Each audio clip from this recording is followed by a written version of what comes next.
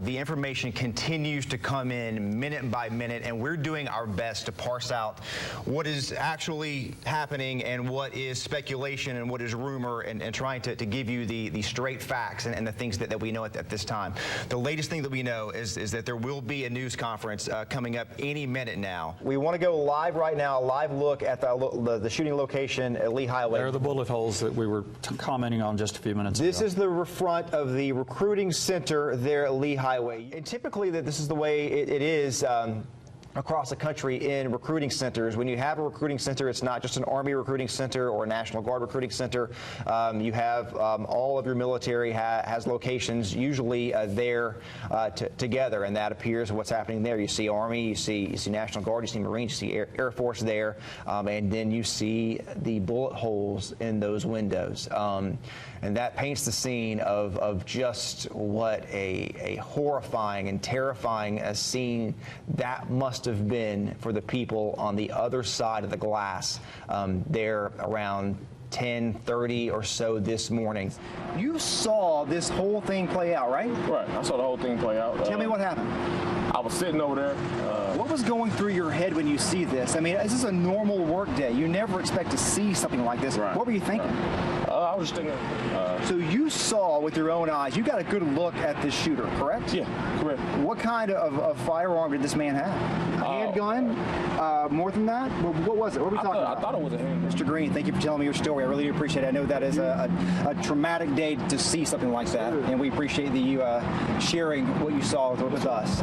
People here continue to come out here. There's a man on the corner here with an American flag. There are more people showing up, putting out more flags and more flowers, and we'll stay here throughout the evening. Okay, I want to tell you about the memorial and show you some of the things that are in this memorial. Look right here. The big thing you see in both of these memorials, actually all of them, are the American flags. And this row of flags here has a flag for each of the fallen here for Gunny Thomas Sullivan. Behind that, a big board back here that people have signed. It says, "We honor the fallen and those who carry on. We are Chattanooga strong." A lot of people have signed this. A lot of God Bless America. A lot of thank yous on there. Let's walk down here. Obviously, a huge American flag back here in the back. This is really interesting here.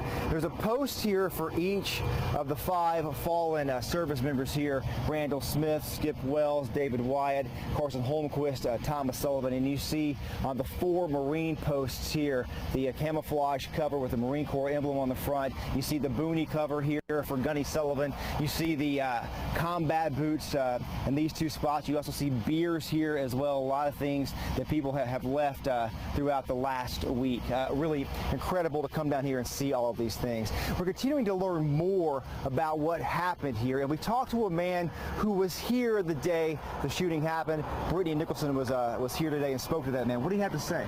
His story, Jeanette. Yeah, Brittany, thanks so much. Can't imagine what that was like to go through. We learned more information about the investigation today, more news today. Take a look at this video right here. Today, federal officials have moved the car that Mohammed Abdulaziz used during his rampage on Thursday. The car has remained here at the Amnicola Highway Naval Reserve Center since last week. The car was covered in a tarp and taken on a tow truck to a currently unknown location.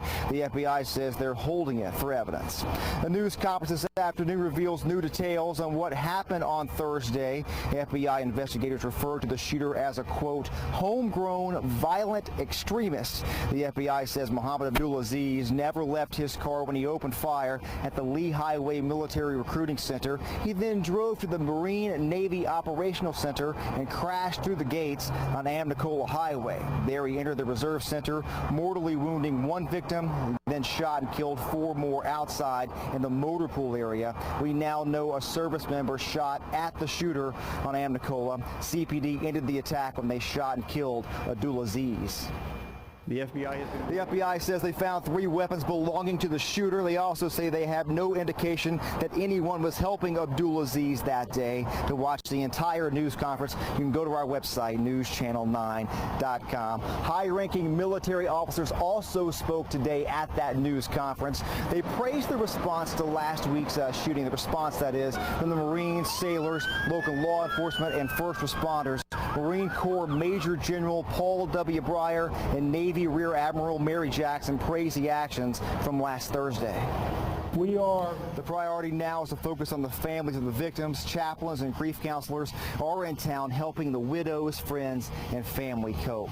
This afternoon, Marines visited the memorial on Lee Highway as well. These men work in the recruiting office that was shot at last week. Bystanders lined up to shake their hands and thank them for the service. We spoke with one of the Marines who was inside when Muhammad Abdulaziz opened fire. The doors still boarded up. Many questions about the investigation remain unanswered. These men are dedicated to protecting our country. Marines say now it is our duty to help the families of the victims by donating to one of the several charities. Back out here live at Nicola Highway, the memorial here. I want to show you a few things here. This, an American flag made of flowers. This says it was donated by Billy Ray Cyrus. Pretty interesting there. I want to show you some of this stuff here as well at the on the memorial. You see 4 wooden Marines here and a wooden Navy officer as well. Some very interesting stuff here in this memorial. Let's go back to the studio to Kim. Kim. Tonight, we prepare for another funeral for one of our fallen heroes. Good evening. I'm Josh Roe. I'm Kim Chapman. United Methodist Church this afternoon to honor Staff Sergeant David Wyatt. Alyssa Sperato tells us how the community is remembering his legacy. Staff Sergeant David Wyatt was just 35 years old. He's behind his wife, Lori, his 10-year-old daughter, and 7-year-old son. He was born November 7th, 1979 in North Carolina. Staff Sergeant David Allen Wyatt grew up in Arkansas. He was an Eagle Scout who attended Piedmont Community College in North Carolina, Arkansas Tech, and MSU in Missoula, Montana. After the attacks on 9/11, Wyatt decided to join the Marines. Wyatt served 2 tours in Iraq, 1 in Afghanistan. After returning to the United States, he was a mentor to those who worked with him.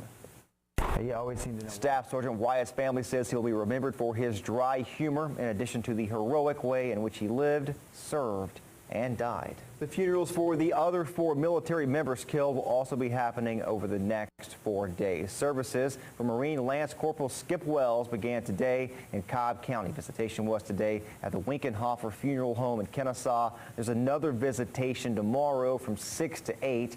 The funeral will be Sunday at 2 p.m. at First Baptist Church of Woodstock. A private burial will follow at the Georgia National Cemetery in Canton. Alyssa, Skip Wells, just 21 years old, only been in the Marine Corps for 1.5 years. We heard great stories about Skip Wells today. Today, a funeral service here at Woodstock First Baptist Church at 2 o'clock today. You can see the flags out in front of this church. He played clarinet in the church orchestra here. Today, an empty chair where he once sat. A Marine Corps flag next to that chair. This afternoon, a eulogy from Mike Battery First Sergeant John Coyne. He spoke directly to Skip Wells' mother. This church here is huge today, filled with Marines and friends and family. Catherine Marchand joins me now. She talked to some of those friends earlier today. What did they tell you, Catherine?